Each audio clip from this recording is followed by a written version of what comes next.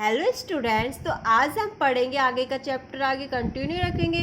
तो कल हम पढ़ रहे थे फूड प्रिजर्वेशन के बारे में कि फूड को कैसे संरक्षण किया जाए, किससे, माइक्रो ऑर्गेनिज्म से। ठीक है, तो माइक्रो ऑर्गेनिज्म वाला चैप्टर चल रहा है। तो फूड को बचाया कैसे जाता है। अब देखिए केमिकल मेथड, ऐसे कौन सा केमिकल मेथड है जिसके थ्रू फूड को बचाया जा सकता है, किससे, माइक्रो ऑर्गेनिज्म से खराब होने से।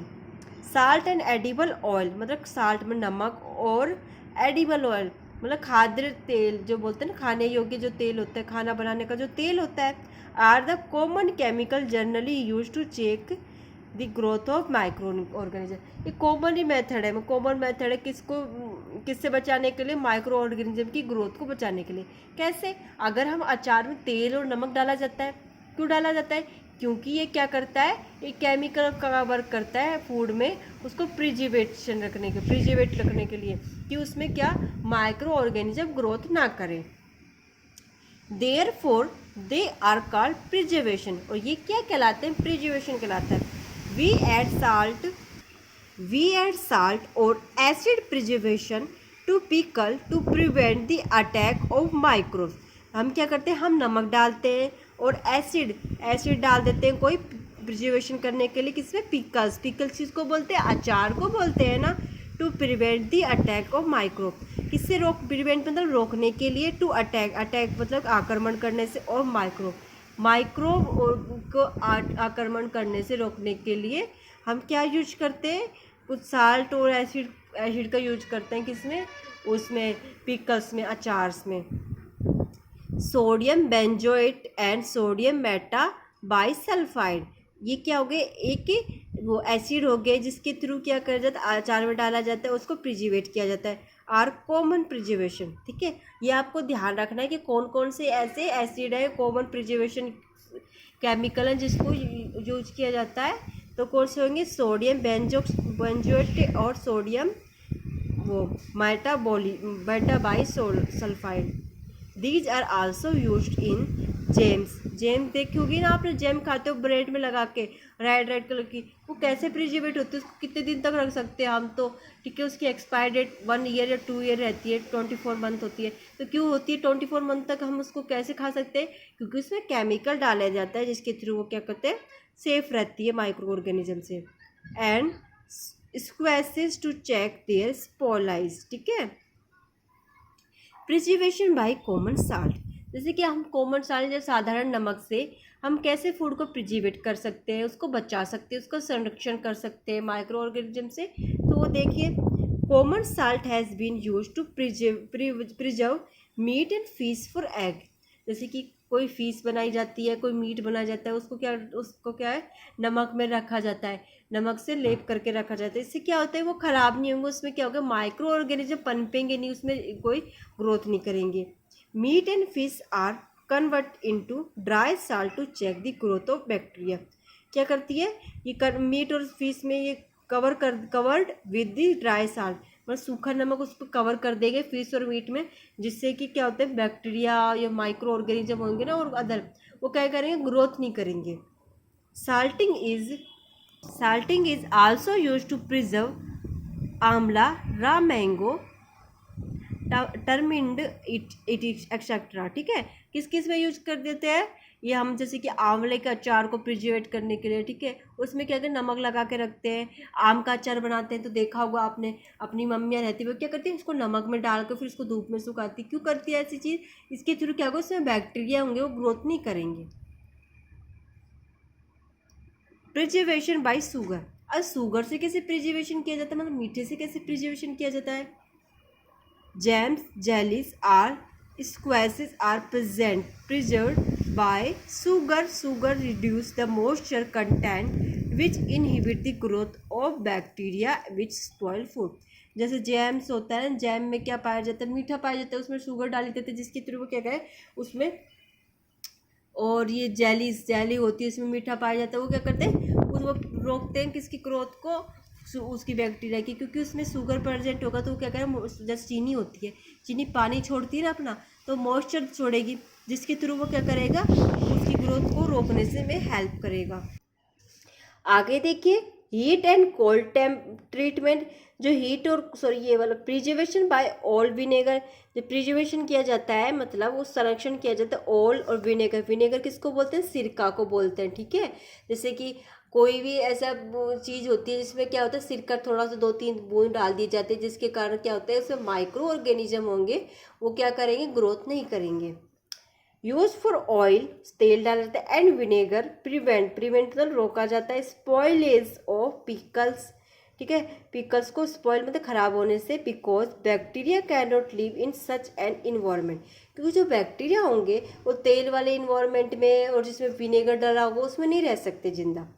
Vegetable, fruits, fish and meat are often preserved by the method, जो वेजिटेबल होता है, सब्जियां होती है, फ्रूट्स होते हैं और फिश होती है, मीट होती है, उसको भी किसके इसी मेथड के थ्रू प्रिजर्वेट करा जाता है। हीट एंड कोल्ड टेम्परेचर, गर्म और ठंडा temperature. You must have observe your mother boiling milk before it is store of us sorry और यूज।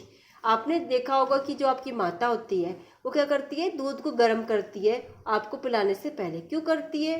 क्योंकि वो अब कहते हैं ना दूध फट जाएगा, उसको जल्दी गर्म कर लो, ठीक है। क्यों करते हैं? क्योंकि वो अधिक ज़्यादा देर तक रहेगा ऐसे तो वो क्या होता है, माइक्रो जो ऑर्गेनिज्म होंगे, बैक्टीरिया होंगे, उसमें क्या करेंगे, ग्रोथ करने लगेंगे, जिसके कारण वो क्या हो जाएगा, फट जाएगा दूध। और अगर हमको मतलब टाइम टू टाइम गर्म कर लेंगे तो क्या होगा, जो माइक्रो ऑर्गेनिज्म होंगे वो ग्रोथ नहीं करेंगे। Boiling kills many micro organism, जो बॉयल होता है उस दूध में बहुत सारे माइक्रो ऑर्गेनिज्म मर जाते हैं, इसलिए बॉयल करके दूध पीना चाहिए, नहीं तो हमारे बहुत सारे डिजीज आ जाएंगी। क्योंकि दूध में खुला जैसे कच्चा दूध पियोगे उसमें क्या होंगे, बहुत सारे बैक्टीरिया होंगे, वो क्या करेंगे, हमारे लिए हार्मफुल होंगे।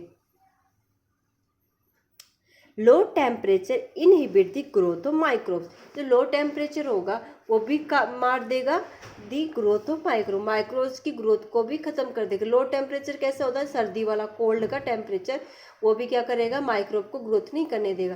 कैसे? जैसे कि हमारा फ्रीज का जो टेम्परेचर होता है वो क्या होता है, लो रहता है, ठीक है।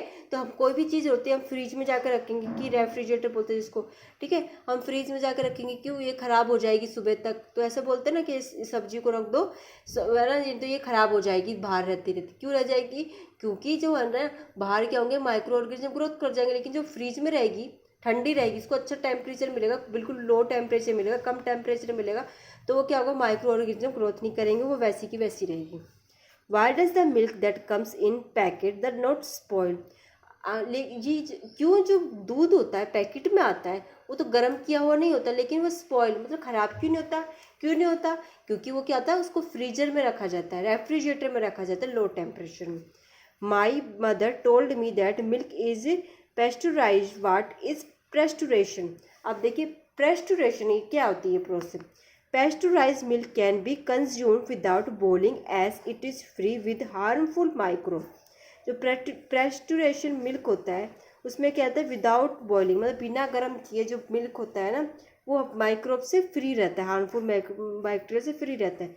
The milk is heated to about 17 degree Celsius and 15 to 13 degree second and there suddenly chilled and storeyed.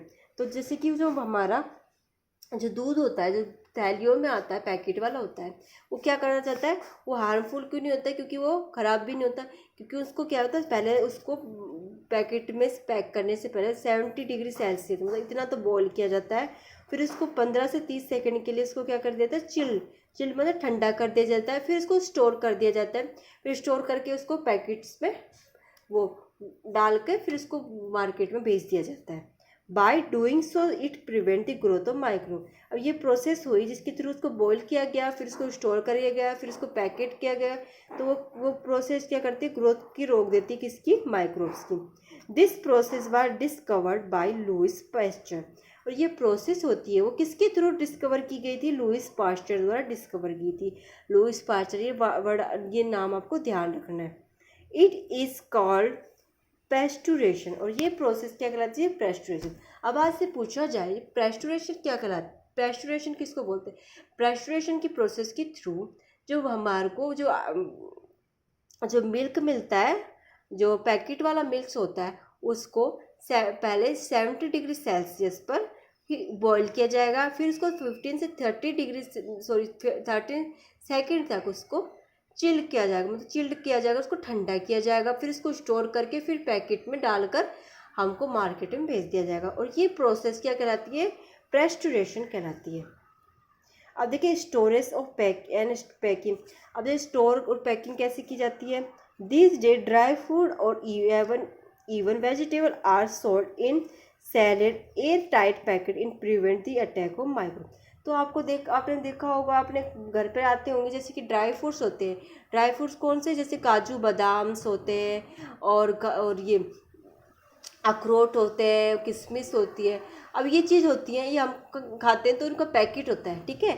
Packet कैसा होता है? पन्नी का होता है। और क्या होता है इसमें? एयर भरी रहती है। एयर मतलब हवा भरी रहती है। क्यों भरी रहती है? क्योंकि अगर वो हवा नहीं भरी रहेगी, उसमें थोड़ा सा भी छिद्र रहेगा, तो क्या होगा? बाहर के जो माइक्रो ऑर्गेनिज्म होगा उसमें एंट्री कर जाएंगे और उसको क्या कर देंगे? स्पॉइल कर देंगे, उसको ख़राब कर देंगे। इसलिए उनको टाइट पैक्ड किया जाता है, prevent the attack the micro. और सील्ड एयर टाइट पैक, इसलिए सील्ड एयर पैक किया जाएगा।